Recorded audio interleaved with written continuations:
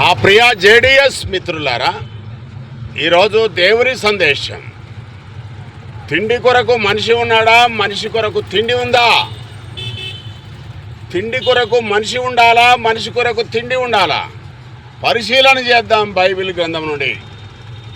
దేవుడు మనిషిని సృజించాడు ఏదైనా తోటలో తన హస్తాలతో. మనిషితో దేవుడు చెప్పాడు కదా, తిండి తిని నీ సంతతిని భూమిని నింపండి. మనుషులకు ఒక ఆజ్ఞ కూడా ఇచ్చాడు దేవుడు, పాపం చేయవద్దు, పాపం వలన మరణం వస్తుంది. ఇక మీరు తిండి తినలేరు. తిండి తిని బ్రతకడానికి కొంతకాలమే ఇవ్వబడింది, అంటే తర్వాత మరణం. అంటే బ్రతికంతా తిండి అవసరము.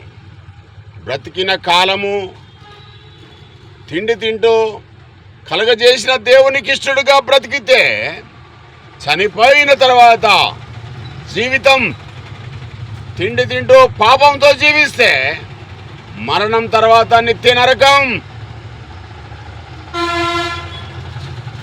తిండి తింటూ కలగజేసిన దేవునికి ఇష్టడుగా బ్రతికితే చనిపోయిన తర్వాత నిత్య జీవితం. తిండి తింటూ పాపంతో జీవిస్తే మరణం తర్వాత నిత్య నరకం. ఏదైనా బ్రతుకు కాలంలో నువ్వు తిండి తింటూ కాలంతో పాటు నడుస్తూ దేవునికి ఇష్టలుగా జీవిస్తే నీ జీవితానికి పరమార్థం.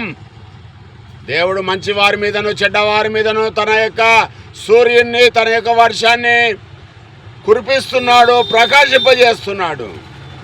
అంటే దేవుడిచ్చే పంచభూతాలే నీకు ఆహారం.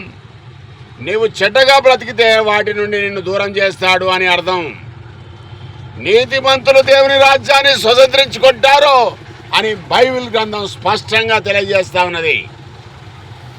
ఈ భూమి మీద జీవించినంత కాలము క్రీస్తును మాదిరిగా చేసుకొని జీవించు. దేవుని యొక్క కృపను నువ్వు పొంది యేసు క్రీస్తు ప్రభు రెండవసారి వచ్చినప్పుడు దేవుని రాజ్యంలో, నిత్య రాజ్యంలో నీకు ఒక కొత్త పేరు దేవుడిస్తాడు అని బైబిల్ గ్రంథం స్పష్టంగా తెలియజేస్తా ఉన్నది. కనుక నీ జీవితాలను ఒకవేళ దేవునికి ఇష్టంగా లేకుంటే ఇప్పుడే మార్చుకో.